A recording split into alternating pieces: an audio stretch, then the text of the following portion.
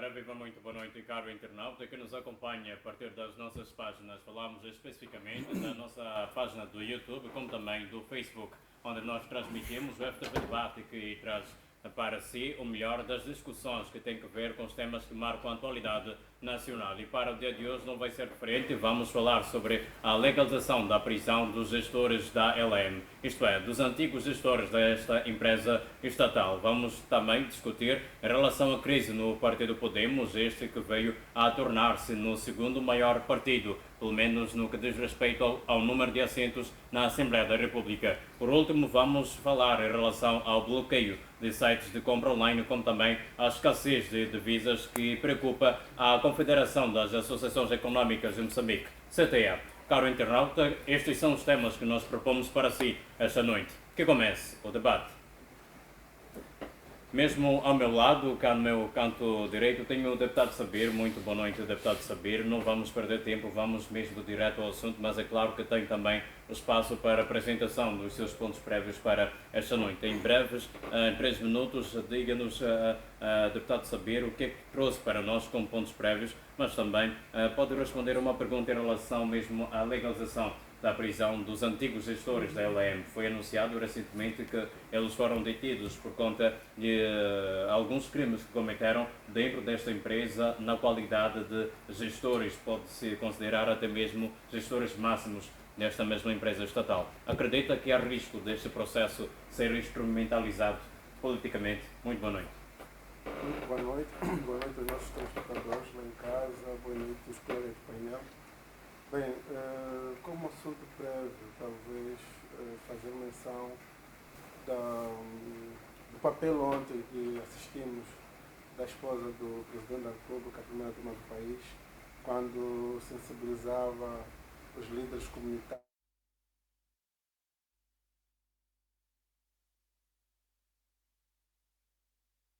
baseada no sexo. Eu penso que este é um papel que afeta, aliás, é um papel que deve ser levado a sério pela sociedade, e não só apenas a sociedade. Eu penso que também o governo deve levar este assunto como um assunto prioritário, tendo em conta que a cada dia que passa assistimos organizações da sociedade civil com maior envolvimento no combate a este mal que afeta na sua maioria as raparigas. E olhando concretamente a província de Cabo Delgado, sendo aquela província que já há algum tempo tem sofrido dos ataques terroristas, então as crianças, mesmo as raparigas, têm sido alvo e vulneráveis a essas práticas. Então aqui é convidada a toda a sociedade, aos líderes comunitários, como fazia menção à primeira-dama do país, e aos demais a se envolverem com maior destaque neste combate que em algum momento fere e mina o desenvolvimento da rapariga. Olhando concretamente na questão que nos foi lançada sobre a legalização dos gestores da LM, eu penso que essa questão da legalização da prisão dos gestores da LM insere-se num debate que temos ouvido ultimamente. Eu penso que é uma responsabilização, mas é uma responsabilização dos gestores que estiveram por frente das linhas aéreas de Moçambique. Nós temos ouvido nos últimos tempos que a Lama enfrentou fortes dificuldades financeiras, problemas operacionais, e depois tivemos também as denúncias da má gestão, quando o Ministério Público ou os serviços de investigação criminal, nesse caso concreto a Cernic, avançavam com detenções dos gestores. Para mim, normaliza normaliza o ato para podermos chamar a quem temos que dar a responsabilização desta gestão danosa. Eu penso que é preciso olharmos que quando o gestor público faz uma gestão danosa e cria abuso de cargo ou função e depois fica envolvido em processos de corrupção ou cria a violação das normas administrativas para o seu benefício, enquanto deveria minar ou pautar pela boa gestão da coisa pública. Então, aqui, do ponto de vista legal, há fortes indícios para podermos, primeiro, legalizar o seu processo criminal, para depois chamar-se à responsabilização.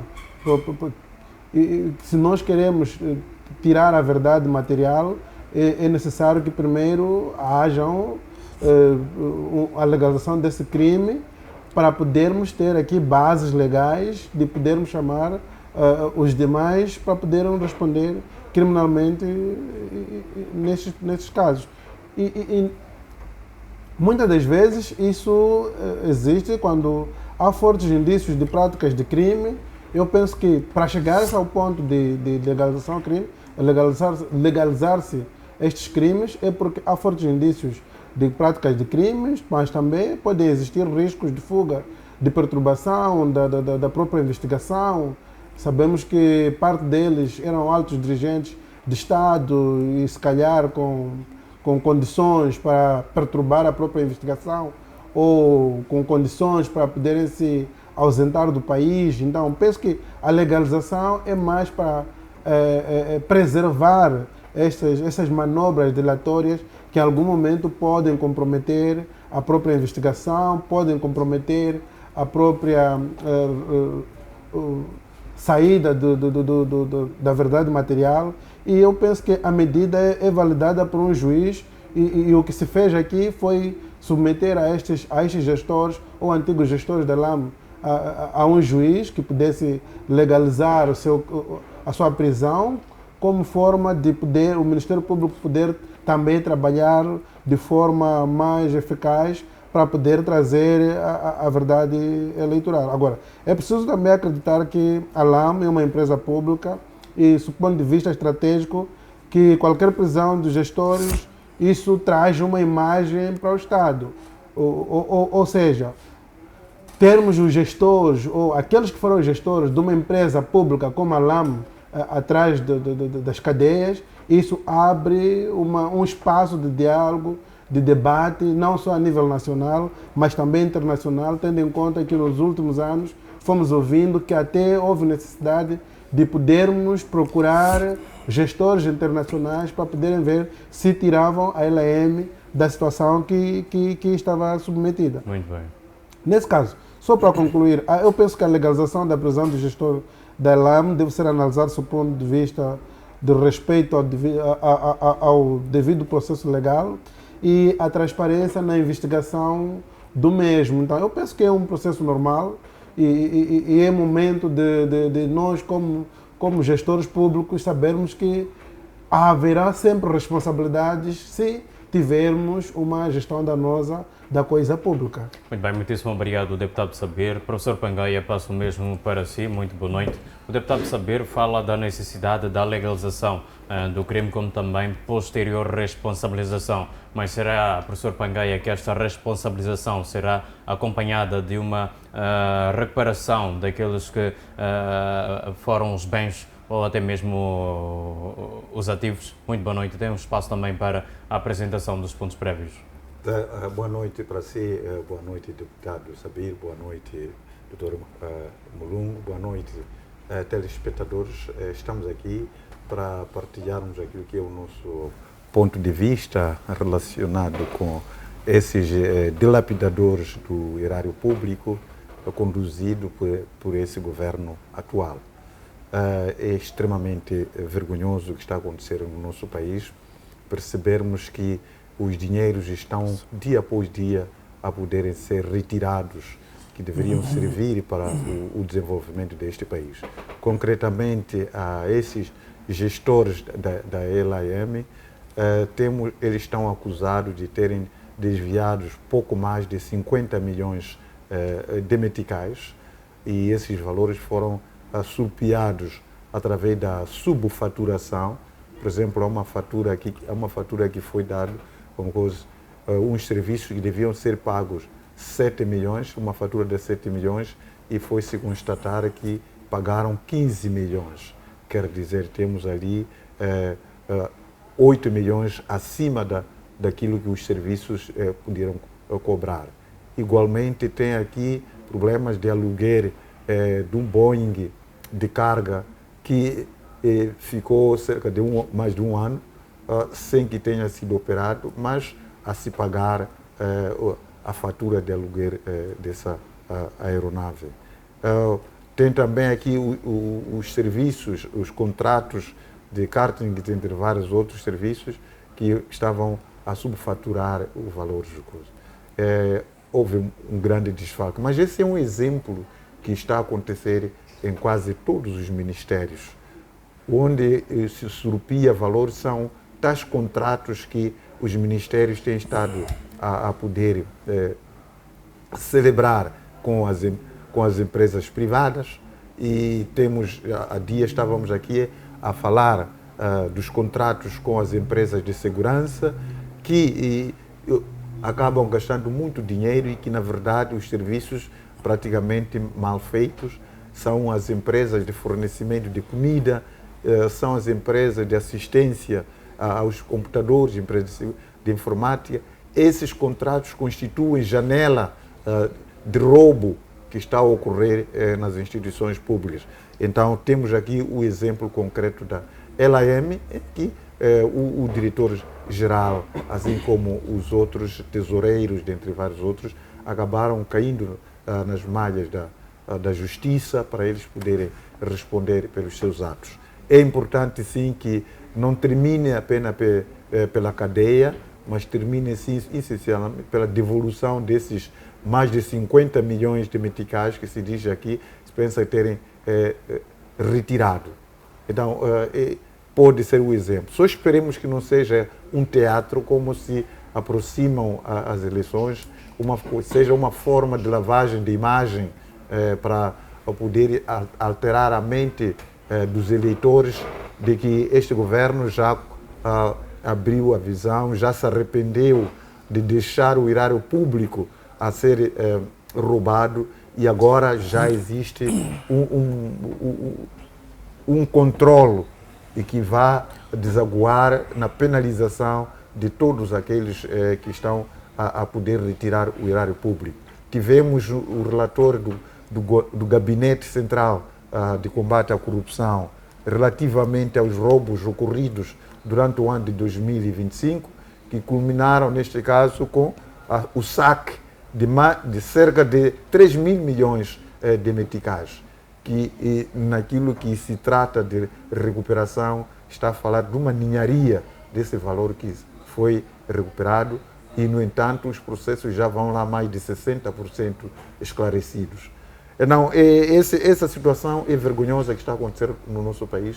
O país não pode continuar a poder fazer de conta que está a julgar a esses ladrões.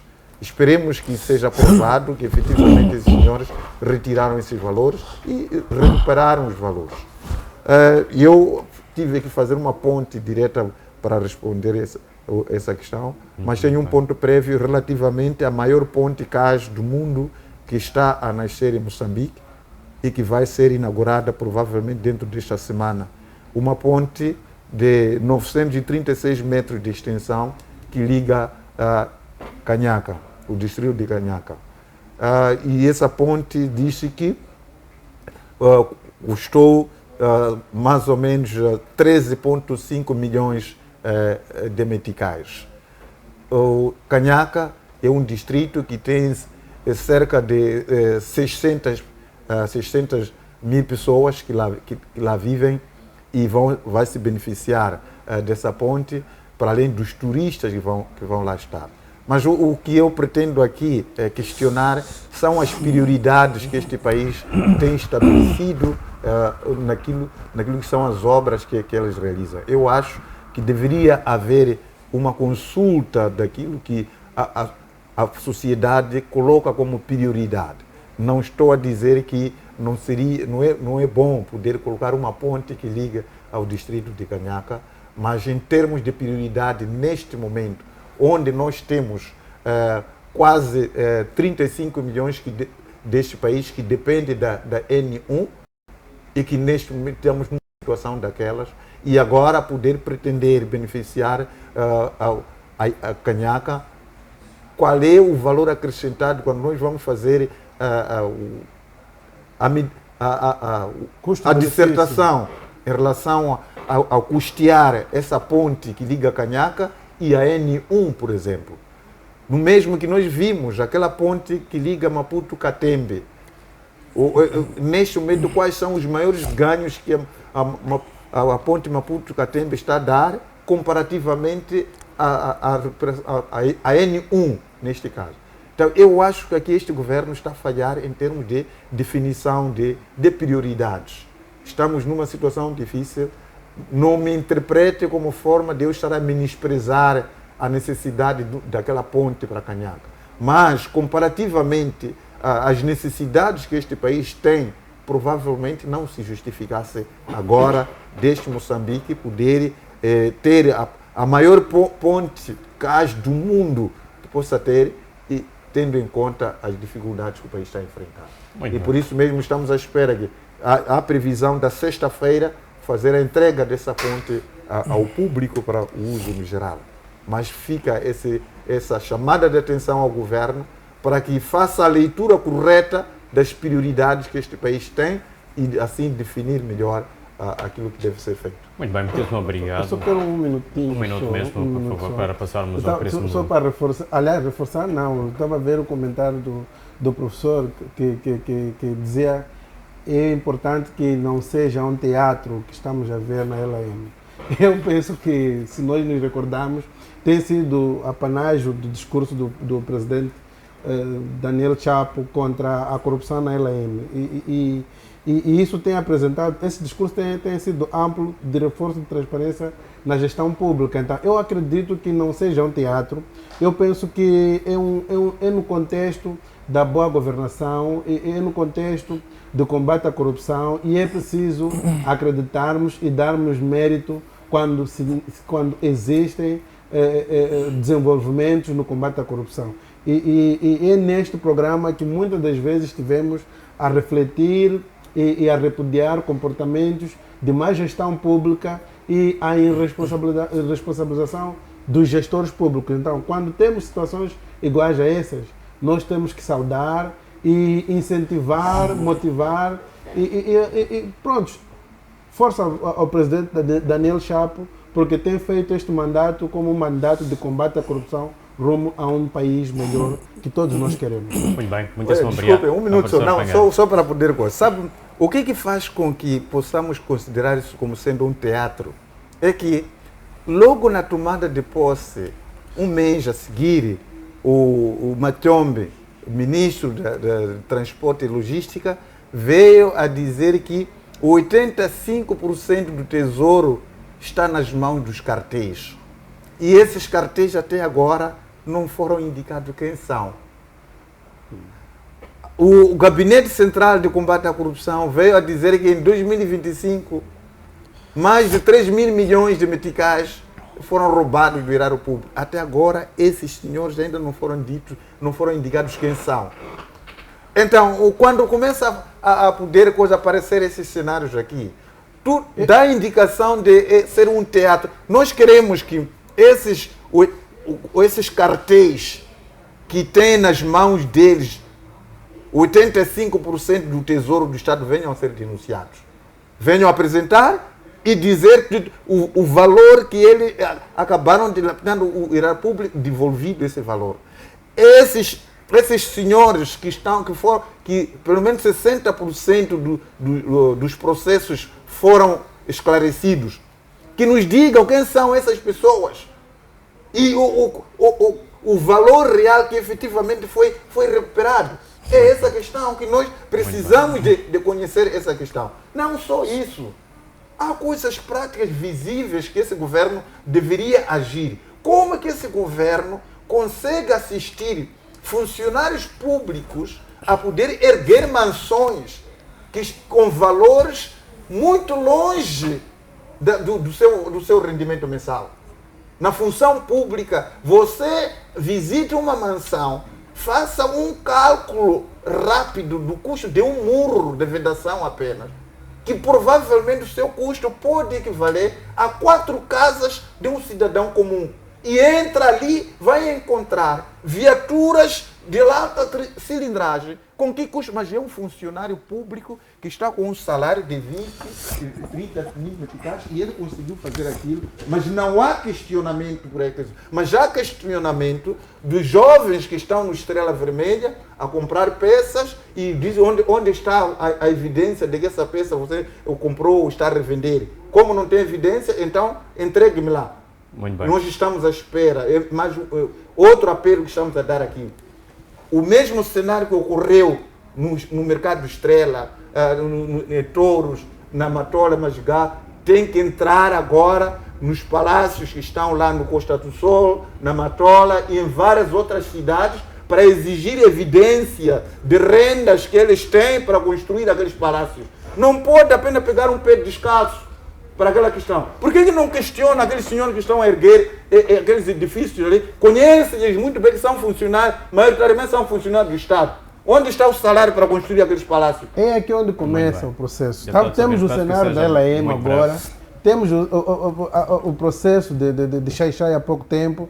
Eu penso, é isso que eu estava a dizer, que tem sido o apanagem do presidente Chapo combate à corrupção. O importante aqui é termos o início. E o que o professor está a dizer é legítimo, eu concordo com esse pensamento. Temos que perceber onde é que vem este patrimônio para termos acima daquilo que é o nosso rendimento. Eu penso que a Procuradoria tem feito um trabalho minucioso em relação a isso. Se for a ver, todo aquele que é funcionário público e exerce função, ele apresenta uma declaração de rendimento. Apresenta o seu patrimônio. Mas corresponde com aquilo que está lá. É essa a questão que estamos aqui a fazer. Então, essas reformas do presidente Chapo vêm mesmo no combate a este mal que temos enfrentado. Então, o que eu estou aqui a apelar é que não olhemos isso como teatro, olhemos como uma oportunidade que o presidente Chapo está a pegar para nos mostrar que ele veio sério para combater a corrupção. Obrigado. Teremos resultados positivos. Muito boa noite. Há filhos de dirigentes até que estão a emprestar dinheiro ao governo. Emprestam dinheiro ao governo. Não são questionados onde que pegou aquele dinheiro. Mas você está a ver aquele jovem do filho do que veio aqui a dizer foram tirar dinheiro do Tesouro Público para entregar aquele. Quando se justifica, ele é chamado e diz, não, aquele dinheiro é meu. Eu tinha emprestado ao Estado. Mas vou falar, com aquela idade. O Ministério Público já está. Como é que conseguiu naquela idade? O Ministério Público mas, já está. Mas, no entanto, foi pegar aqueles jovens ali. O Ministério Público já está no caso. Estamos à espera. Parece-me longo. Muito boa noite. Tem também um espaço para a apresentação dos seus pontos prévios. No entanto, direto ao assunto, como é que se pode blindar estas empresas estatais no que diz respeito às suas administrações contra práticas semelhantes? Uma outra questão, a exposição deste caso, mostra que Moçambique é de fato um Estado de Direito ou então expõe fragilidades no que diz respeito à supervisão estatal? Muito boa noite. Boa noite a si, Belice, aos meus colegas do painel. Dizer que, pronto, debate é isto, esta troca de elementos, de fundamentos para conseguir, de facto, construir uma opinião ou uma posição sólida. Bem, em jeito mesmo de ponto prévio, queria trazer a questão da formação que vários funcionários públicos estão a receber para poder, de facto, garantir a proteção de informação sensível. Eu creio que é uma formação que deve se levar muito em conta, porque essa questão de fuga de informação tem comprometido várias instituições. E principalmente hoje, na era digital, há de facto pessoas que lidam com estas informações, mas que são permitidas estar nos seus setores com telemóvel. O telemóvel tem sido um dos maiores problemas que nós temos. É verdade que as pessoas têm o direito de comunicar, mas há alguns setores que, de facto, em algum momento o telemóvel pode ser prejudicial, porque essas pessoas podem usar este telemóvel para canalizar alguma informação. Algumas delas fazem-no porque viram alguma informação e não estão a aguentar segurar esta informação. E como temos, de facto, em termos de medição, estamos assim um pouco abaixo de nível de aceitação de patriotismo, então algumas pessoas, de facto, acabam tirando estas informações sensíveis. E isto está um pouco, não tanto, mas um pouco ligado à exigência que faz o Dr. Pangaia quando diz que devia-se divulgar ou denunciar estes cartéis e estas pessoas que de facto prevaricam contra o Estado. É que em algum momento ainda trata-se de informações sensíveis, ainda estão na alçada do Ministério Público, da Procuradoria e de alguns tribunais. Então, quando estamos perante a segredo de justiça, significa que as informações ainda devem ter algum tipo de sigilo, de modo a evitar qualquer tipo de manipulação de informação ou os famosos martelanços de provas. Então, é preciso que, em algum momento, haja essa atenção, que esta formação que vários funcionários públicos estão a receber, recebam-na não como algo que lhes propicie os banquetes, aqueles que temos visto de pequeno almoço e depois o próprio almoço, mas ir para lá para ir buscar formação. E eu exorto as próprias instituições, cada uma delas, a exigir destas pessoas que foram receber esta formação relatórios para se comprovar se estas pessoas de facto simularam alguma coisa ou buscaram alguma coisa, porque em algum momento temos pessoas que acumulam formações, mas no final do dia essas formações não traduzem-se em nada, as pessoas não chegam a aplicar, elas até dizem, mas 2 dias eu aprendi o quê? Então é preciso que haja seriedade nos processos para que tenhamos resultados satisfatórios. Agora, quanto às suas 2 questões, principalmente a última, eu creio que em algum momento podem ser os 2 elementos, ou seja, podemos estar aqui a reforçar o Estado de Direito, mas em algum momento podemos estar numa situação falava aqui de fragilidade institucional. Fragilidade institucional em algum momento porque estamos a perceber que a LAM em algum momento comprometeu em boa parte aquilo que era o seu próprio desenvolvimento, mas também a vida de muitos cidadãos, mas não só de alguns estrangeiros que marcavam reuniões e atrasavam nessas reuniões. Daí que ouvimos a criação da famosa frase a que horas sai o voo das 8? Porque em algum momento o voo das 8 podia ter uma hora específica que não era aquela hora apropriada. Então, em algum momento, estas pessoas contribuíram de forma direta para esta gestão danosa da própria LAM. E, de facto, a questão do Estado de Direito vem reforçado no discurso do presidente Chapo, quando fala de um combate contra a corrupção de uma forma implacável. E temos visto, de facto, que a LAM não descansa, dia após dia busca incessante de informação. Há, de facto, pessoas que são chamadas para ser ouvidas, já temos estas com uma formalização daquilo que é a sua detenção. Então significa que estamos a caminhar a passos de facto, obtermos resultados palpáveis sob o ponto de vista de diminuição de corrupção. Não vamos, de facto, de uma noite para a outra, conseguir eliminar a corrupção, gestão danosa e vários outros crimes, mas vamos, de facto, diminuir e trazer aquela nossa instituição de bandeira, que é um orgulho nacional, que é a LAM, a um nível desejado sob o ponto de vista daquilo que é a sua própria gestão, porque a LAM é que nos permite visitar Cabo Delgado, visitar Nampula, visitar Tete, ou seja, garante aqui a questão da unidade nacional. Então, tem que haver uma boa gestão dentro da própria LAM. Mas também estamos a perceber que essa questão ou essa detenção traduz-se no final do dia em uma mensagem direta às outras instituições, ou seja, ninguém impune. Se formos a pegar cada um desses gestores da LAM que estão, de facto, agora a contas com a justiça, são gestores de alto gabarito, o que significa que as impunidades estão a passos de perder aquilo que os fortificava, ou seja, as pessoas faziam algumas práticas na ideia de que não serão responsabilizadas. Então estamos a perceber com estes exemplos de que as impunidades mesmo estão a conhecer um determinado fim. Então esta é a mensagem que fica para as outras instituições. Não estamos a dizer que as pessoas devem pôr-se em fuga, estamos aqui a alertar as pessoas para começarem a mudar de postura e olhar as instituições estatais, não só mesmo privadas, como instituições que merecem o respeito, porque no final do dia a sua gestão danosa compromete a vida de muita gente. Ou seja, eu como gestor posso ganhar em algum momento, mas vou comprometer a vida de milhões de moçambicanos. Então, eu creio que deve haver uma racionalização do ponto de vista da execução de alguns processos e da confiabilidade que nos é atribuída ao quando da nomeação ou ao quando da exceção a um determinado posto. Então, temos que, de facto, mudar de postura para termos o país que nós desejamos ter.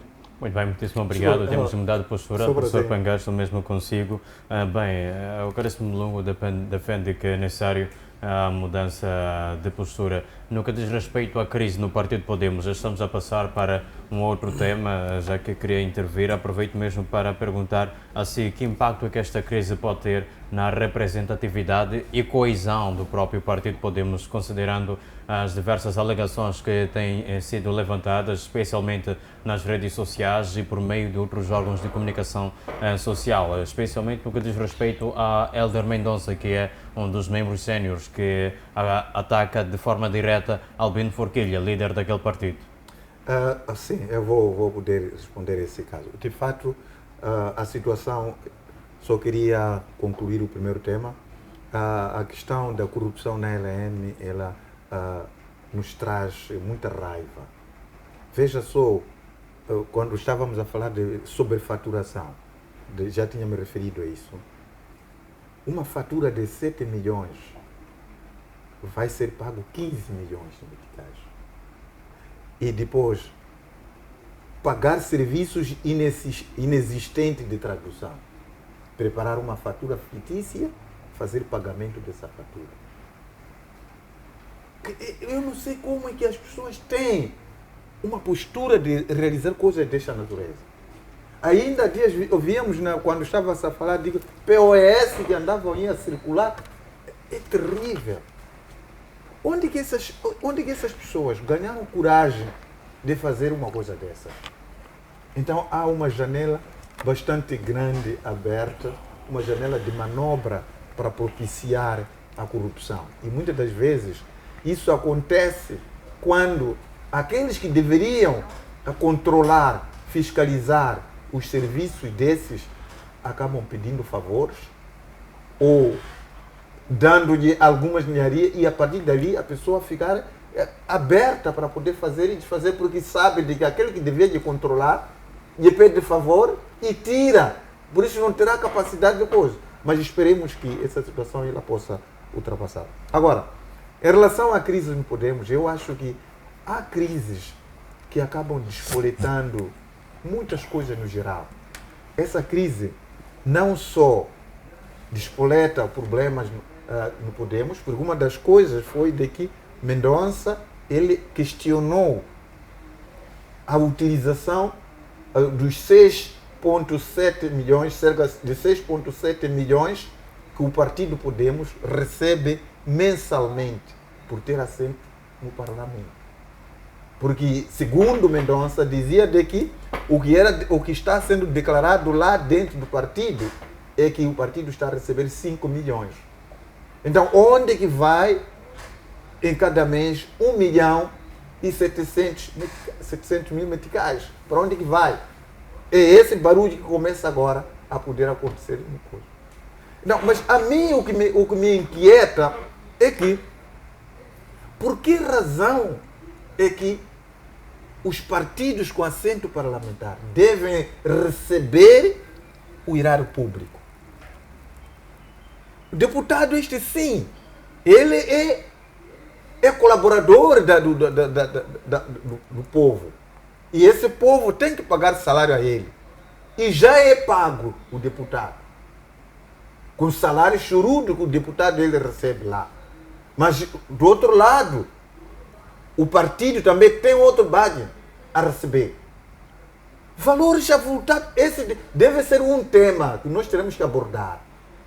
Se calhar até abrir linhas para poder perceber o sentimento da sociedade sobre esses valores que são distribuídos entre clubes de amigos.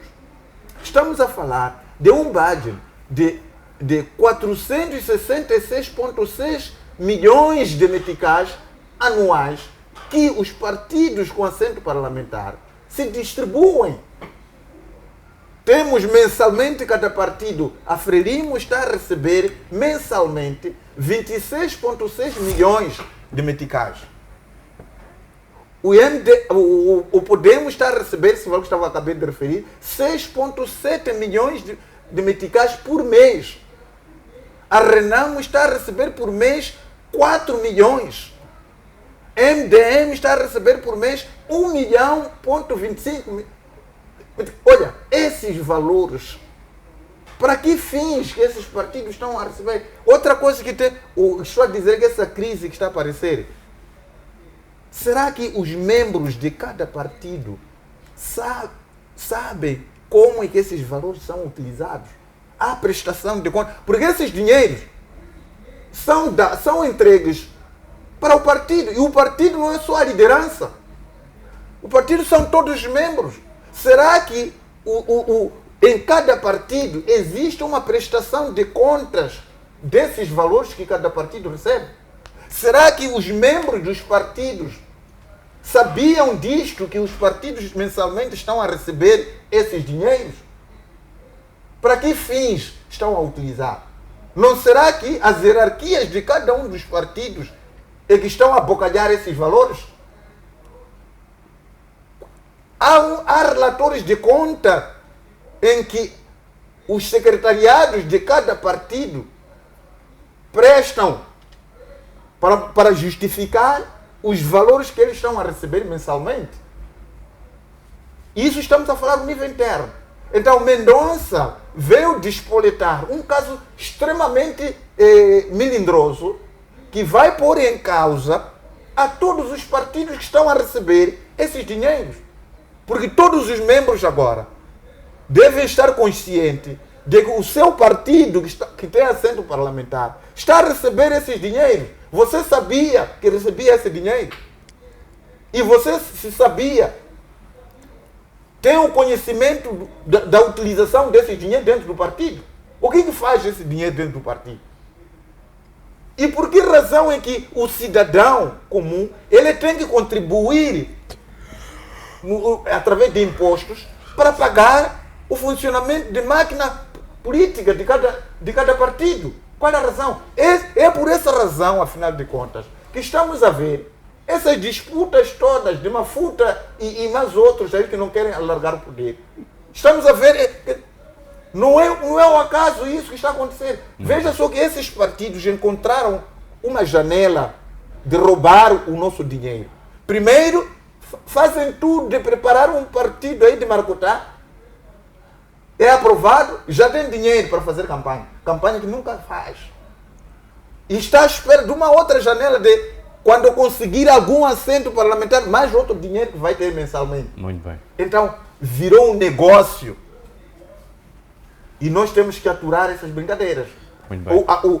Veja, o Partido Podemos, ele está cada dia a trazer uns escândalos aqui. Logo nas vésperas dele entrar na Assembleia da República, houve aquela denúncia do Adriano Novunga de que o Forquilha teria recebido 219 milhões. Esse caso ainda está assim, o Gabinete de Combate à Corrupção arquivou, mas, no entanto, voluntariamente Forquilha acabou levando na barra de tribunal o Novunga. Mas o tribunal fez o chamamento, a primeira, a segunda, a terceira, foi e depois parou assim, não se ouviu mais nada. Não sabemos qual foi o argumento que Novunga foi fazer perante o juiz, ao ponto de jamais ser chamado, não é? Primeiro caso de dinheiro, o Forquilha foi colocado nisso. Agora a Forquilha está a entrar num outro caso de dinheiros também. Olha, o que está acontecendo por detrás do presidente do Podemos? Mas o porta-voz do partido, do Clésio dinheiro. Chico, afirma que o presidente do partido não movimenta contas e também não é assinante das mesmas. Ele precisa também prestar contas. Ele não sabe que o partido entra esse dinheiro. Ele não sabe que entra esse dinheiro como presidente. Ele não presta contas, não pede conta daquele que gera esse dinheiro. É a mesma coisa que está acontecendo hoje, quando se pretende responsabilizar funcionários públicos ou o fraco desempenho de um determinado ministério. E não exigir contas ao presidente da República e chefe do Estado.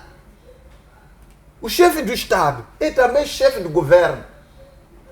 Acontece falcatrua dessa durante um ano inteiro e ele deve ser responsabilizado. Em primeira mão, Daniel Francisco Chapo, pelos cerca de 3 mil milhões de meticais que foram roubados em 2025. Daniel Chapo tem que ser responsabilizado, porque ele é o guardião principal do governo, é chefe do governo. Como é que ele permitiu que o governo fosse lesado nesses níveis? É mesmo a questão que o Forquilha agora está a apresentar, que ele não gere dinheiro, mas ele é presidente. Obrigado, professor Pangueira. Será que as pessoas que estão a gerir dinheiro... Não só, deixa lá contar outra questão. Desse Podemos mesmo. Essas eleições que recentemente Conta foram do tempo, professor Não, um Pangueira. minuto só. Essas eleições foram realizadas agora. Esse é o hábito de todos os partidos. Como é que um candidato prepara toda a documentação, concorre e chega na altura e diz que retiro a minha candidatura? Você não vê que isso é um teatro? Aqueles só tinham um candidato apenas. Então, por que não, para justificar que existe processo democrático, então colocaram 2, para que esse, quando chegasse lá, disser que eu renuncio e depois vão às eleições para com um candidato apenas. É uma falcatrua. E esse processo de eleição do secretário-geral deu com burros na água. Não sei por quantas vezes, em algum momento, caiu no tribunal esse processo. E desta vez aparece-nos essa eleição, quando diz que havia 2 candidatos. Mas que na verdade 2 candidatos é que eu não consigo perceber, porque aquele candidato que na última instância acabou de renunciar, ele teve acesso ao currículo, o perfil do outro candidato. Por que não renunciou, não deixou de concorrer antes e deixar eles os 2 irem para lá para em processo exato dizer que eu renuncio? E isso não é só no Partido Podemos. Muito bem. Não há democracia verdadeira nos partidos. Muito bem. Muitíssimo obrigado, professor Pangueira, deputado do Saber. Estamos mesmo a falar sobre a política. Há uma tendência que muito é vista em Moçambique e talvez em outros países, é que quando há uma determinada crise em um partido político, alguns membros tendem a sair e formar as suas próprias forças políticas. Será que existe esse risco dentro do Partido Podemos? Bem, se existe ou não, dificulta-me ter a resposta, principalmente não fazendo parte do Partido Podemos. E também acredito que o Hélder Mendonça não tenha esse pensamento de criar seu próprio partido. Como sabemos, o Hélder Mendonça foi membro do Partido Frelimo e é cofundador do Partido Podemos. E acredito que, na pior das hipóteses, numa visão mesmo pessoal, é unir-se a um outro partido, na pior das hipóteses.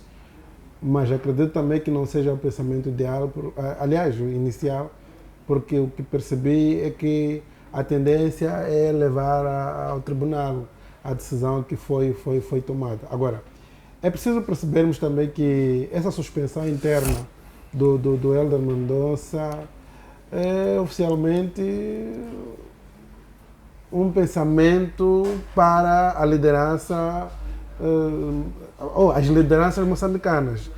Há pouco tempo estivemos a falar aqui do deputado Muxanga, que também teve no seu partido cenários iguais, e hoje estamos a falar do Hélder Mendonça. E tudo parte porque a liderança máxima dos seus partidos sentem-se incomodados com pensamentos dos seus membros. Se olharmos, o Hélder Mendonça foi indicado secretário-geral honorário no Podemos, após a não tomada de posse do secretário-geral eleito, nesse caso o professor Ferreira, que também na altura sentiu-se lesado, submeteu um recurso, ao tribunal, e o tribunal legitimou a sua eleição e mesmo assim submeteu um pedido de negação ao posto.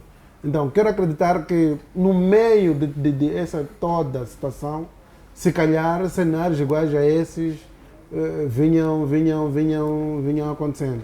Tivemos o cenário do professor Ferreira, que deixou o cargo à disposição, mesmo tendo o tribunal ou a justiça concluído que era legítimo vencedor na função de secretário-geral.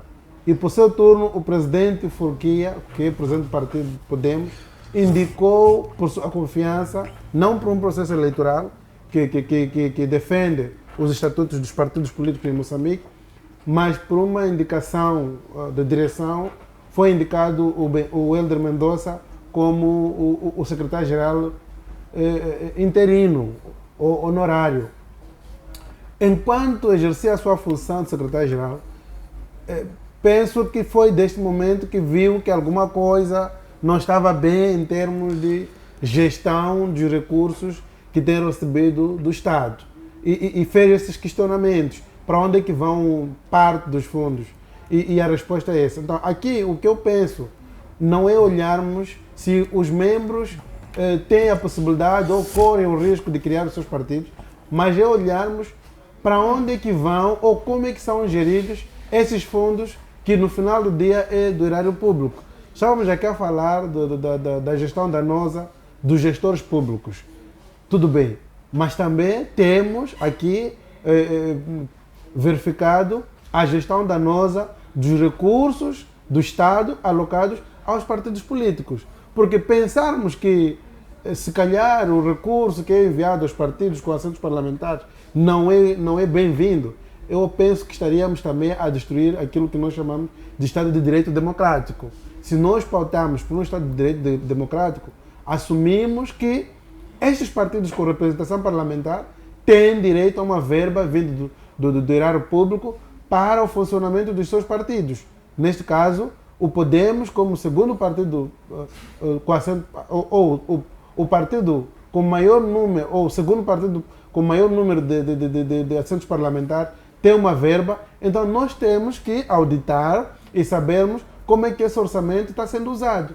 Se logo internamente já temos questionamentos, aqui há mais que necessário espaço para o Ministério Público entrar e fazer uma auditoria de como é que esse orçamento que o Podemos recebe está sendo usado. Então, eu penso que a questão aqui maior não é onde é que os membros dos partidos poderão se encaixar em caso de discordância com a liderança, mas como é que as lideranças políticas têm usado o erário público que se recebe da função pública.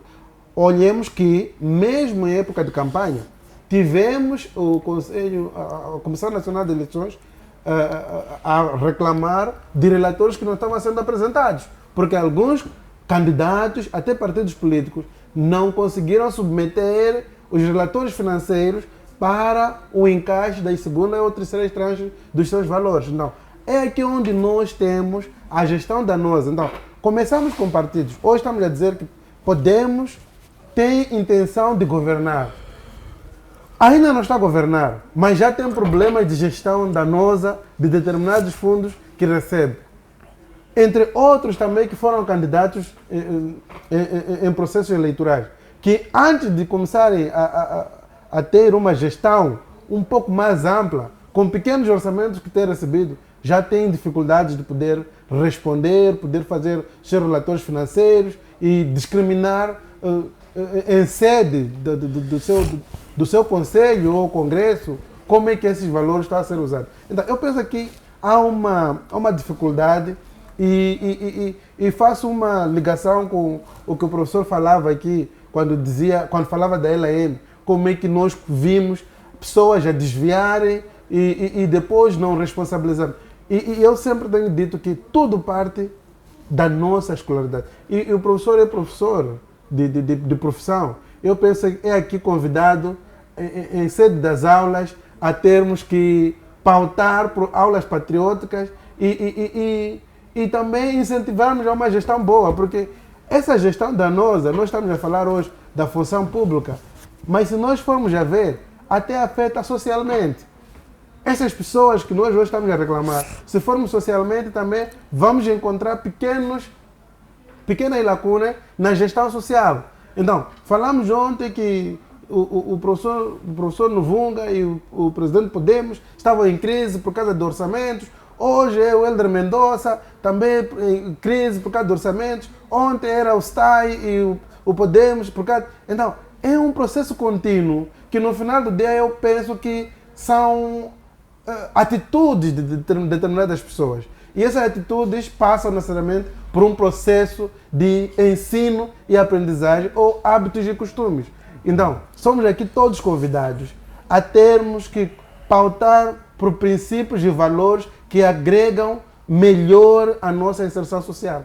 Muito bem, muitíssimo obrigado, deputado Sabir. Passo mesmo para si, caríssimo Mulungu. Em face das crises do Partido Podemos, e por acaso muitas delas já são conhecidas, afinal de contas são expostas nas redes sociais, pode-se considerar que o mesmo dispõe de mecanismos institucionais sólidos para resolver conflitos internos, de modo a evitar que crises como estas afetem de forma negativa a confiança do eleitorado no sistema multipartidário?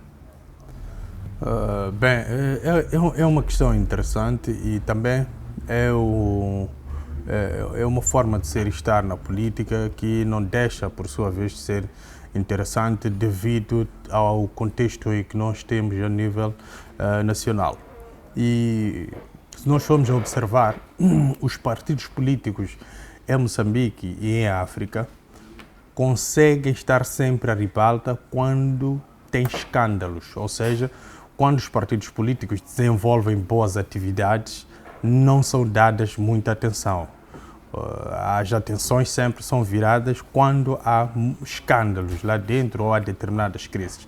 E esta não é uma forma estranha de fazer política, é uma forma que está estabelecida na ciência política de fazer política. Ou seja, os teatros são tão importantes para a visibilidade ou para agregar valor a nível da imagem dos partidos e principalmente num cenário onde se compreende que a questão da vitimização ela consegue granjear uma determinada simpatia àquele que de facto se sente que foi injustiçado.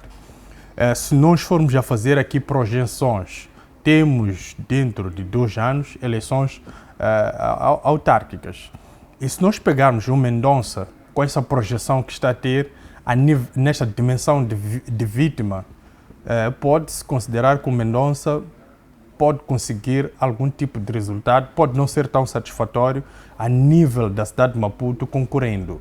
Ou seja, podemos estar aqui a apadrinhar de uma forma implícita uma estratégia do próprio Podemos de projetar o Mendonça no cenário político a nível nacional.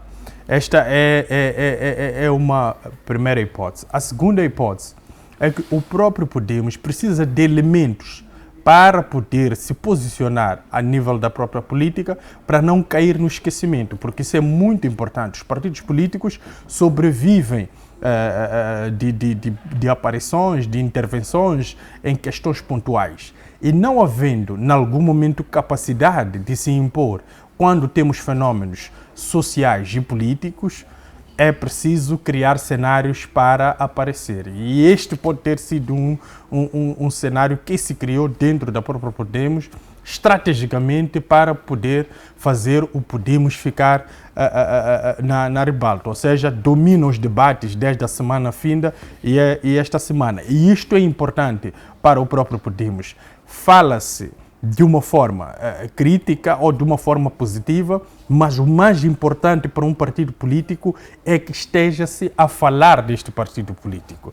Então, isto é uma forma de fazer política que em algum momento não está errada, mas é uma forma de ser estar dentro da própria política. Agora, temos outros elementos, que é a questão da incompreensão de processos democráticos sob o ponto de vista de gestão de partidos políticos institucional. Ou seja, o Podemos não seria alheio a este modelo, porque é um partido que está dentro do Estado moçambicano, Moçambique está dentro de África. Esta questão da transparência muitas das vezes é aclamada, muitas das vezes é reclamada, mas não se evidencia nos processos de gestão de organizações, mas também de partidos políticos.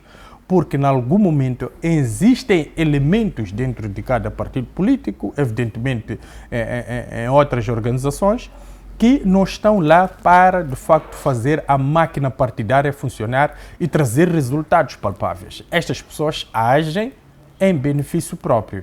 Daí que nós conseguimos ver, como dizia muito bem o Dr. Pangaia, algumas pessoas têm um salário de 30, 40 mil meticais, mas ostentam uma vida de quem recebe 1 milhão a 500 mil meticais. Então, esta é uma forma também que ainda nos passa despercebido em termos de gestão de organizações políticas e de outra natureza.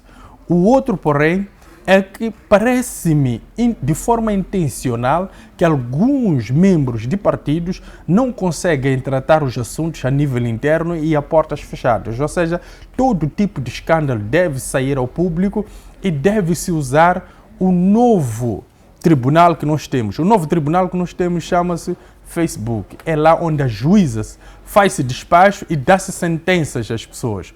Então, este processo do Podemos também foi levado às redes sociais, aos debates, de modo a medir o pulsar, quem está correto, quem tem a razão, quem foi a vítima, de modo a trazer aqui, se calhar, um resultado para aqueles que estão interessados nisso. Mas é preciso perceber que problemas de partidos políticos são tratados a nível interno.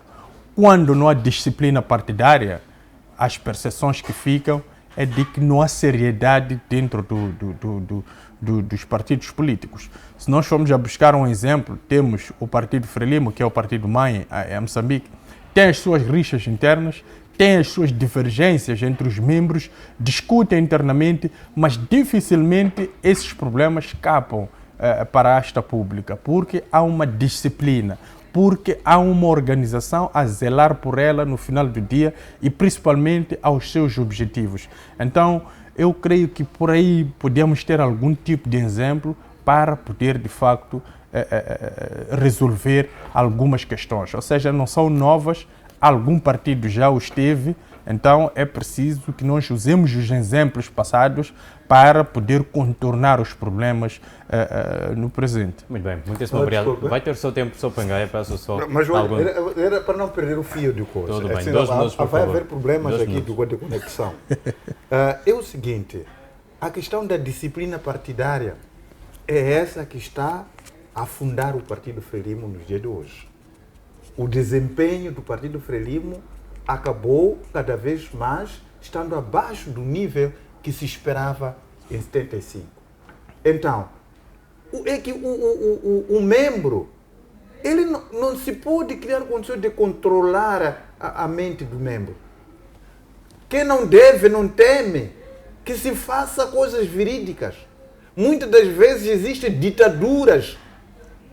Se os membros chegam hoje de poder explodir, trazer essas coisas, porque eles já tentaram internamente poder falar dessas coisas e acabam explodindo. Mesmo nos lares, a situação acontece o mesmo. Procura-se tentar resolver entre esposa e marido. E quando se chega num ponto de inflexão, as coisas saem fora. É isso que estamos a ver hoje. Então, não é um bom exemplo do Partido Frelimo, está a dizer, porque o desempenho do Partido Frelimo está a cair. Como é que alguém vai buscar exemplo do Partido Frelimo, vendo que o Partido Frelimo está a cair na lama? É que você vai buscar um bom exemplo quando você encontra alguém que está na ascensão. Enquanto você vê que existem situações também similares. Não pode, o que tem que acontecer aqui é que não pode haver tal ditadura de disciplina partidária nos partidos. Não pode haver isso aí assim. Os membros, eles devem falar à vontade, em qualquer lugar onde eles estiverem, e isso só pode acontecer se não estiver a praticar falcatruas dentro dos próprios partidos. Agora estava a dizer que esses valores que os partidos estão a receber do Estado, será que os membros sabem disso? Conhecem a utilização desses valores? Cada um dos membros dos partidos. Se for a fazer uma pesquisa de um certo número de uma certa amostra em cada partido, para poder saber se sabia de que esses valores os secretariados de cada partido estão a receber, e sabe qual é o fim, qual é a utilidade desse dinheiro, provavelmente não vai encontrar uma percentagem aceitável em relação àqueles que conhecem a gestão, as contas desses valores que estão a receber. Então são dessas coisas que aqueles que depois percebem de que, afinal de contas, aqui no partido está a entrar esse valor. Se calhar até esse aqui deve ter questionado lá internamente e não teve resposta. E acabou explodindo. Então, é nesse contexto em que, se tudo estiver a correr nos termos do estatuto de cada partido, nenhum partido vai ter medo do seu membro que vai vomitar algo, porque não estará a fazer coisas fora dos estatutos. Mesmo que esse membro vier a vomitar de coisas que estão lá dentro do partido, vai se recorrer ao estatuto. O nosso estatuto reza que as coisas correm assim, assim, assim. Aquilo que esse nosso membro está a falar ali não tem nexo. E ponto final. Outra coisa é essa questão dos partidos que ficam mudos.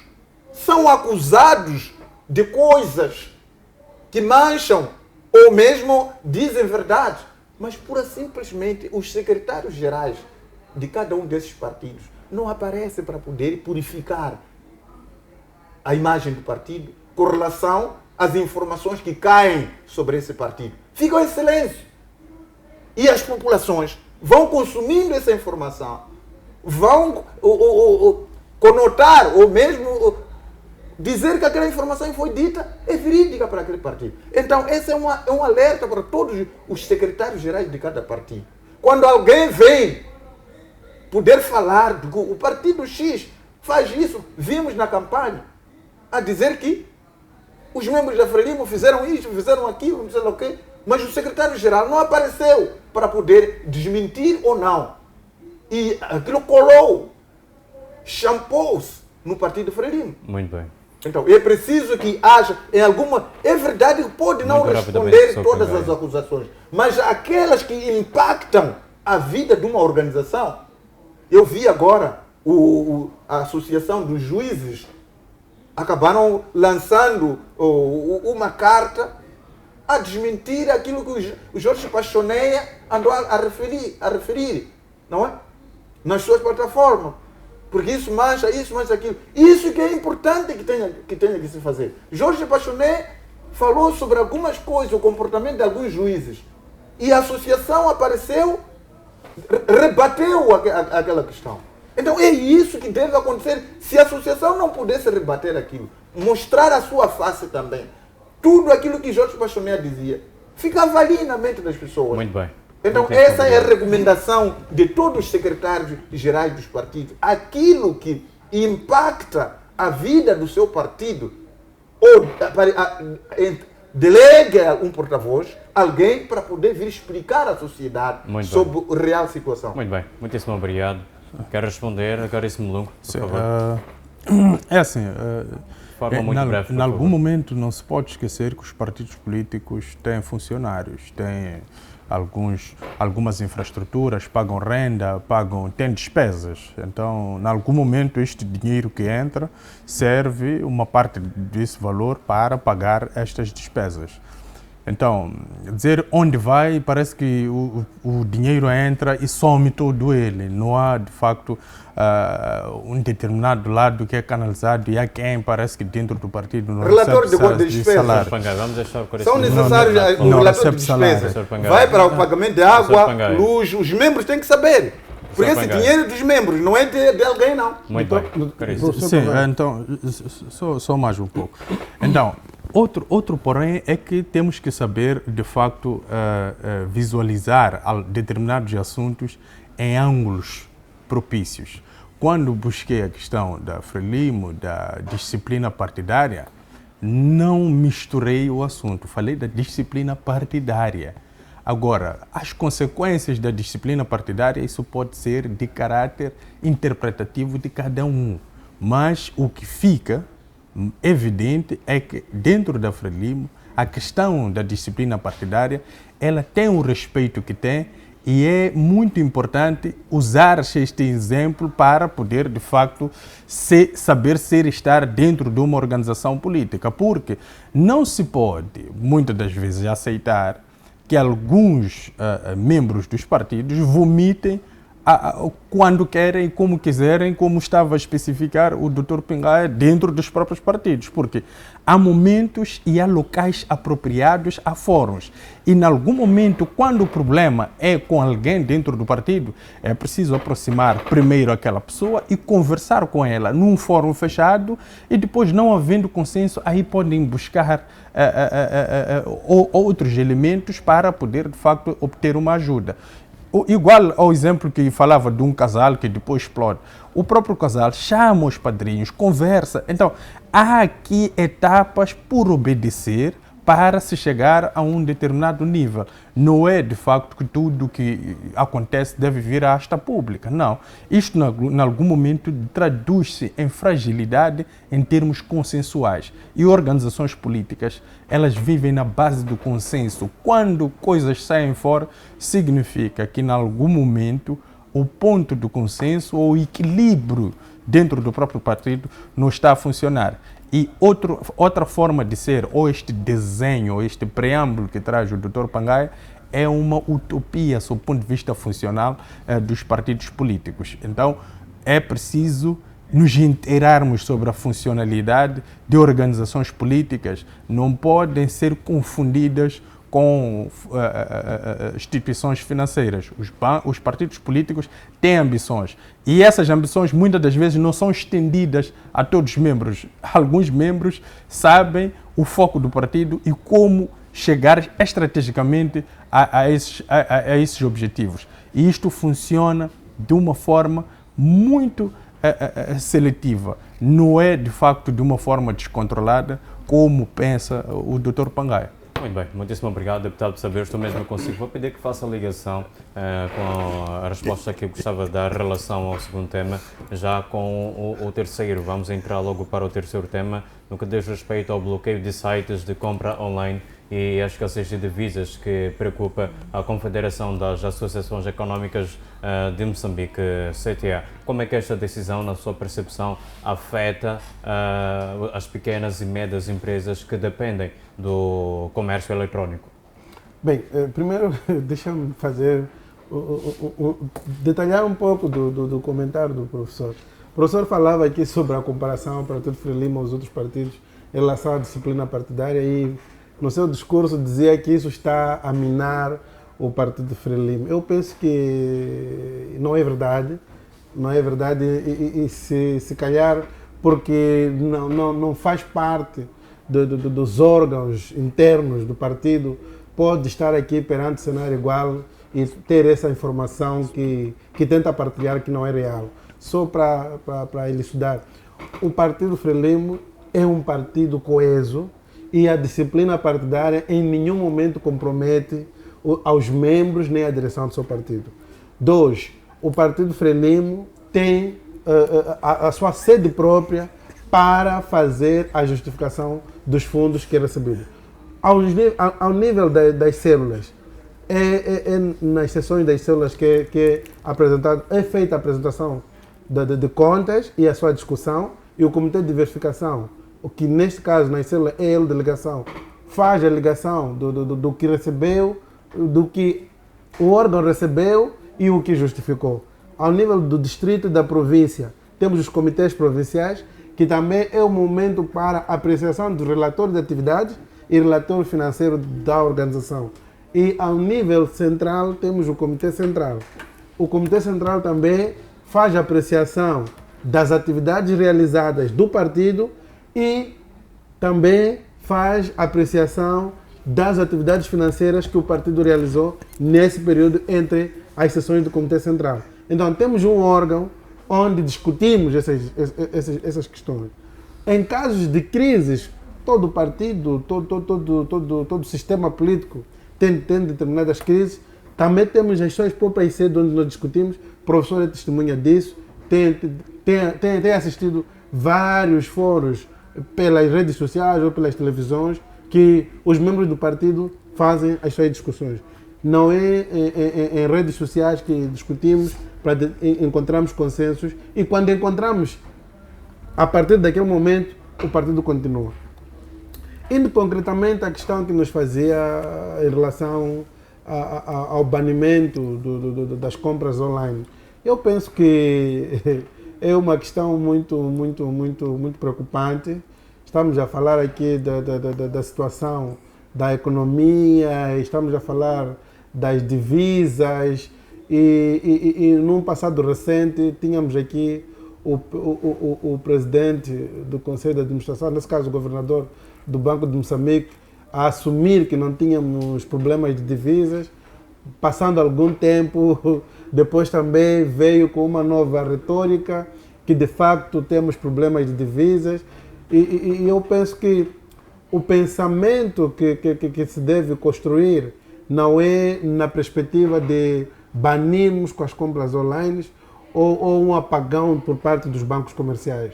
Eu penso que o governo é convidado aqui a ter que repensar nas suas políticas econômicas e a partir dos devidos ministérios, nesse caso, o Ministério de Planificação e Desenvolvimento, se a memória não me trai, e a partir do Ministério da Economia, tentar ver como é que nós podemos impulsionar a nossa economia nacional e como é que podemos convidar mais investidores a entrarem no nosso país, a investirem mais no nosso país, para poder responder a essa questão da divisa. Porque, de facto, é preocupante quando temos esses determinados problemas. Há bem pouco tempo passei por um banco comercial aqui, nacional nosso, e lá eu estava à procura de uma moeda estrangeira. E simplesmente a resposta que tive é que não temos moeda estrangeira e aconselhamos que se calhar aproxime a banca informal. E isso, vindo de uma agência bancária, é preocupante não só para o seu cliente, mas como compatriota é preocupante. E nós temos que nos preocupar quando temos situações como essas a afetarem o país já em 24 meses. Então, eu penso que é uma questão do governo ter que pegar esse assunto como um assunto sério e ver como é que podemos contornar. E uma das questões é mesmo olharmos para um investimento fora da medida a nível nacional. Então, temos que olhar como é que temos que controlar as divisas, como é que temos que meter mais investidores. A partir disso, nós podemos ter mais divisas e melhorar a nossa economia nacional. É uma questão de refletir e vermos como é que podemos encontrar saídas plausíveis no lugar desse apagão que os bancos comerciais pensam em fazer, porque não vai ser benéfico para a economia nacional. Bem, muitíssimo obrigado, deputado Saber. Professor Pangaia, deputado Saber defende a necessidade de se estimular a produção interna para reduzir esta pressão cambial. Mas a pergunta que não quero calar é como, na sua percepção? Sim, talvez eu começar por essa, né, de cancelar essa janela que possibilitava a compra no estrangeiro. Olha, se efetivamente o Banco de Moçambique não tem divisas, não tem como manter aquela janela aberta. Porque se mantém aberta a janela, como é que vai pagar? Não são meticais lá que vão ter que pagar. É a conversão do metical para o dólar, para o euro, para qualquer um que pretender fazer compras no estrangeiro, ele tem sua conta em meticais aqui no país. Mas se faz compra num estabelecimento comercial da Inglaterra, obviamente que o país tem que ter divisas para converter o valor em meticais que ele tem para pagar aquele negócio que ele tem. E se o Banco de Moçambique não tiver tais divisas, como é que vai fazer o pagamento? Então aqui não há outro malabarismo que pode se fazer, senão que efetivamente trancar essa janela. Porque senão o próprio Banco de Moçambique acabará sendo alienado pelo fato de o cidadão fazer compras avultadas e o Banco de Moçambique não ter moeda para poder entregar naquele lugar. Agora, neste momento, a situação atual é que essa janela, se efetivamente o banco não tem divisa, tem que ser fechada. Não há como poder pagar. O passo a seguir, qual seria? É esse que o deputado Sabir está a dizer, que nós temos que entrelaçar a produção no país, de forma a termos também produtos que possamos vender e obter a moeda estrangeira. O que nós temos aqui de produto que conseguimos vender ao exterior? Quase nada. Quase nada, não Então, nada. como é que nós vamos ter divisas no Banco de Moçambique se nós não estamos a vender nada para fora do país? Está aí. Mas por que nós não temos nada, nenhuma indústria aqui? Porque as cabeças ocas dos dirigentes que nós temos não estão preparadas para poder garantir essa indústria. Não tem outra coisa. Como é que as pessoas, estávamos a falar agora, estão a construir uma ponte de cais, maior ponte de cais do mundo. Mas, professor, Mas como é que isso cabe na cabeça da gente? Professor, lembra-se que és dirigente Nunca. desse país? Olha, Lembras? Olha, eu estou a dizer o seguinte, estávamos a falar... Tenho certeza que tua cabeça está oca. Ouve lá, como é que imagina um dirigente que sabe de que pessoas estão a morrer de fome e vai querer ambicionar-se de construir a maior ponte do mundo, mas as pessoas morrem de fome neste país. Que cabeça que vamos dizer que tem essa pessoa? Cabeça oca, não tem nada, inútil. Não, é nesse contexto que estamos a dizer que efetivamente não temos como Zandamela poder manter aquela janela aberta se efetivamente as divisas lá não existem.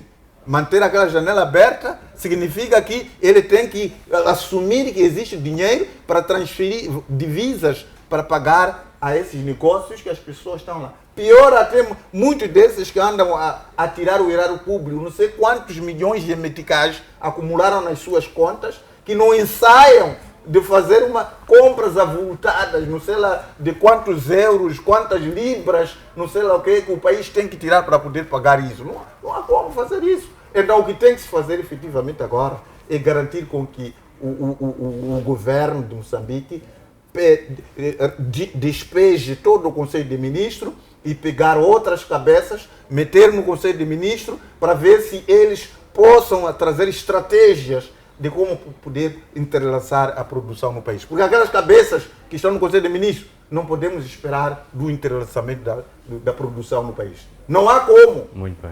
Só pelos decretos que eles andam a tirar dia após dia, que depois quando saem na sociedade cheiram mal. Todo mundo começa a reclamar. O que você espera desse aqui? Não vale a pena poder... Vamos despejar o despejo de todo o Conselho de Ministros e poder buscar outras cabeças para ver se eles conseguem interlançar a produção no país e começarmos a lançar divisas no Banco de Moçambique. Muito bem. Muitíssimo obrigado.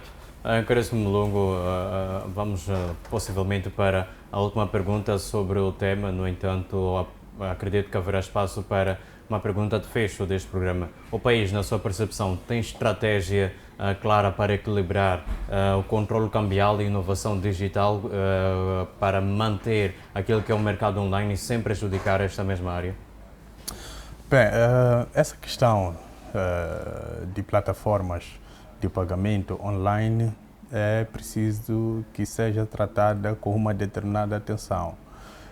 Digo isto porque se nós formos a pegar o próprio dólar, que é a moeda de troca a nível internacional, o dólar é um produto, tal como o metical. Quando o banco está a trabalhar, o seu produto é o dinheiro, neste caso o metical. Então, o próprio dólar também é um produto. Então, é preciso que nós consigamos estratégias de poder conseguir este produto a nível nacional. Porque o que nós estamos a assistir é um asfixiamento ou uma pressão às pequenas empresas e principalmente aquelas que a sua matéria-prima devem de facto importar para poder produzir algo. Então elas ficam comprometidas neste processo porque não conseguem importar a sua matéria-prima por causa de escassez do dólar. Este é o primeiro aspecto. O segundo aspecto é que quando uma empresa vende um produto, vamos lá supor que a empresa produziu 1 tonelada de castanha de caju, exportou essa tonelada de castanha de caju para a Europa paga em dólar, se paga 100 mil dólares, a política vigente em Moçambique, ela diz que deve haver uma conversão de 50% do valor para o metical. o que é que nós temos como resultado? É a desvalorização do resultado que aquela pessoa recebeu. Então, esta não é uma política correta. É uma forma de estrangular as pequenas e médias empresas a longo prazo. É por isso que na nossa estatística, se formos a visitar, nos últimos anos temos pequenas empresas a fechar, porque elas dependem maioritariamente desse processo de exportação de matéria-prima e depois produzem, não porque vendem internamente, mas vendem a nível externo. Então, o dólar aqui fica em jogo, ou a moeda de troca, pode ser o euro, pode ser o rand, fica em jogo porque, de facto, quando a divisa vem para o país, tem que ser convertida a 50%. E depois houve uma proibição de várias empresas externas que operam em Moçambique de pagar salário em dólar. Esta era também uma forma de obter o próprio dólar no nosso sistema financeiro. Mas este processo também minou a obtenção desta moeda, que é muito importante para trocas comerciais. Moçambique não é um estado isolado, está num sistema, e este sistema, queiramos ou não, ainda funciona na base do dólar, o seu comércio. Então, isto aqui é um processo, um ciclo vicioso que nós entramos nele, que não conseguiu, no final do dia, se traduzir em um resultado palpável. O outro, porém, que nós vimos também, é que se avaliarmos todas as decisões que o Banco de Moçambique, no reinado do Rogério Zandamela, tomou, chegamos à conclusão de que estamos a marchar para uma destruição inequívoca da economia nacional e principalmente do sistema financeiro nacional. Então, é preciso que haja aqui uma renovação das políticas do próprio Banco Central para estimular a economia e o ambiente financeiro a nível nacional. As taxas diretoras estão extremamente elevadas, ou seja, obriga-se os bancos a colocar em stand-by dinheiro no Banco Central, dinheiro que podia estar a circular na asta pública. O moçambicano podia ir buscar esse valor para poder, de facto, investir na sua pequena empresa.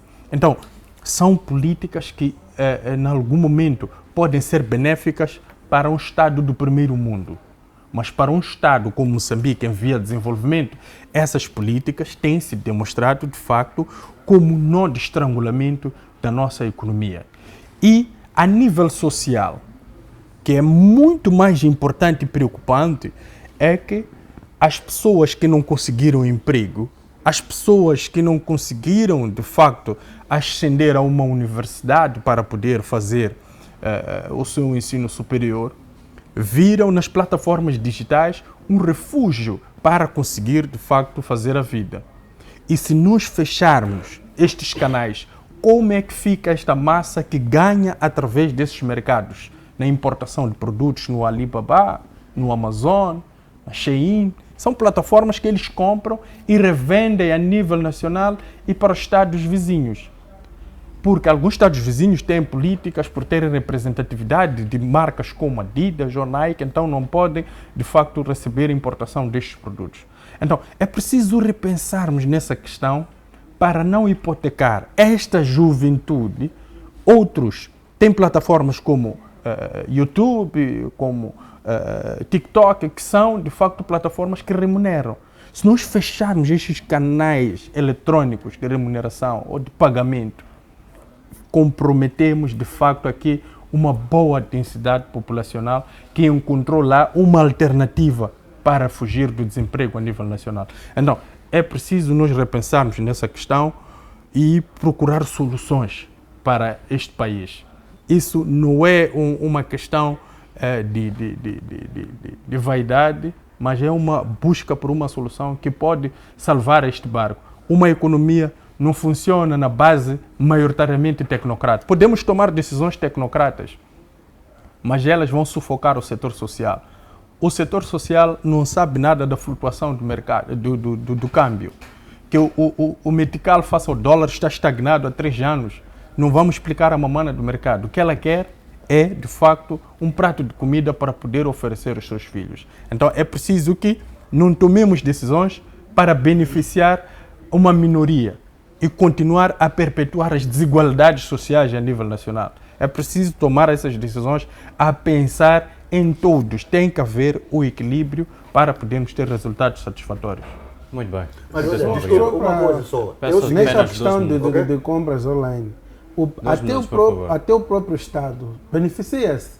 Porque quando o cidadão traz um produto Sim. do Alibaba, traz um produto da Amazon, tem encargos fiscais, sim. que são pagos para a autoridade tributária. Sim. Dali o próprio Estado fatura. Então, Sim. eu penso que, só para ligar com o pensamento, que ao tomarmos decisões drásticas, não só estaremos a afetar uma parte maioritária socialmente, mas também podemos criar um colapso no próprio Estado, porque a partir dali temos as receitas, tendo em conta que a nossa produção é muito reduzida.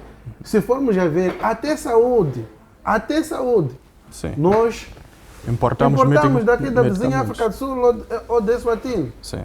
Então, antes de tomarmos decisões drásticas sobre fecho ou abertura de determinados canais, eu penso que o que devemos fazer é impulsionar a nossa economia, trazer mais investidores ao nosso país, melhorar a nossa economia e aí começarmos a pensar no bloqueio destas possíveis janelas. Exato. Agora, se pensarmos apenas na minoria, porque determinados grupos ou determinadas pessoas acham-se que não tem moeda estrangeira, porque há uma escassez ou há um fluxo maior de compras online, então estamos a pensar num pequeno grupo e a prejudicarmos na sua maioria. Muito bem, muitíssimo É obrigado. o seguinte, Sr. Pangaia. aqui Já tem que estamos haver perto uma do fim. lógica.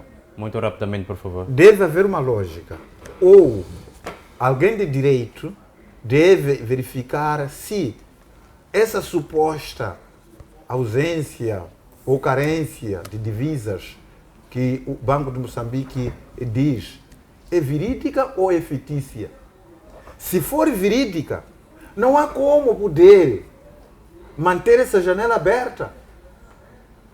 Porque é aquilo que no ditado diz que não há omelete sem ovo.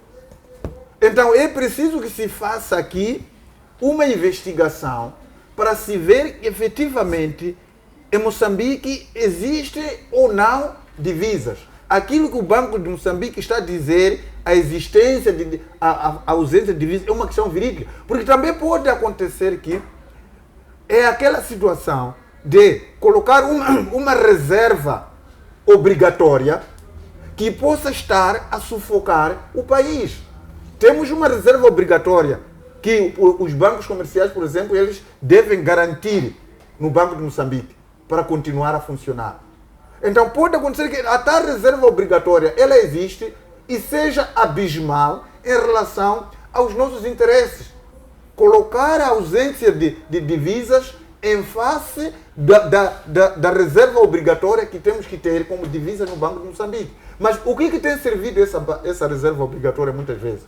É essa reserva obrigatória como está dentro do sistema SWIFT desses ocidentais, que de um lado, quando nós vamos pedir emprestado dinheiro como país, pede-se emprestado do nosso próprio dinheiro, que é aquela reserva obrigatória que nós colocamos. É isso que está acontecendo nos países do Sahel. Muito bem.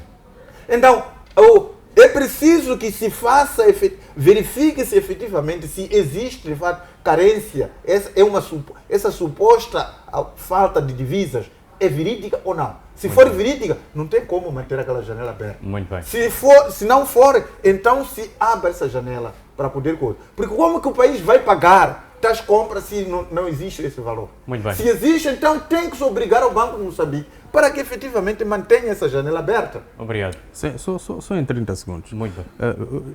Esta questão toda, estas decisões todas que o Banco Central tem tomado, em algum momento estimulam o mercado negro.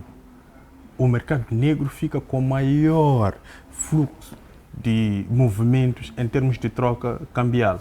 E isto propicia também o branqueamento de capital que nós estamos a tentar aqui combater. Exato. Então, é preciso que haja um ajustamento destas políticas para não comprometer o nosso sistema financeiro.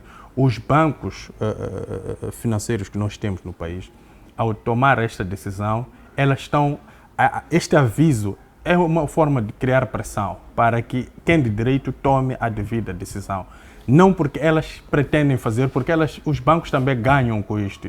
Este processo beneficia os próprios bancos. Esta compra online, eles ganham alguma taxa. Exato. Mas estão a criar uma pressão para que haja aqui uma revisão, porque alguma coisa não está muito correta. Muito bem, muitíssimo obrigado, caríssimo Mulungu. Agradeço também a si, professor Pangaia, é o deputado de Saber, mas é claro que o agradecimento especial está direcionado ao caro internauta que nos acompanhou do princípio até o final desta discussão, que se pode dizer minimamente acesa, afinal de contas. Foi um debate que esteve centrado nos principais temas que marcam a atualidade e também estão ligados às preocupações que estão então relacionadas à população, como também aquele que tem a faca e o queijo na mão. E foram apresentadas soluções para que alguma coisa possa ser feita para a mudança daquele que é o atual estágio no território nacional. Nós nos despedimos, mas prometemos voltar na próxima quarta-feira com mais temas a serem arrolados nesta mesma mesa. Para já, continue conosco e compartilhe esta transmissão com mais alguém para que chegue a muitas mais pessoas, especialmente aquele que tem a faca e o queijo na mão. Fique bem, fique com Deus. Até lá.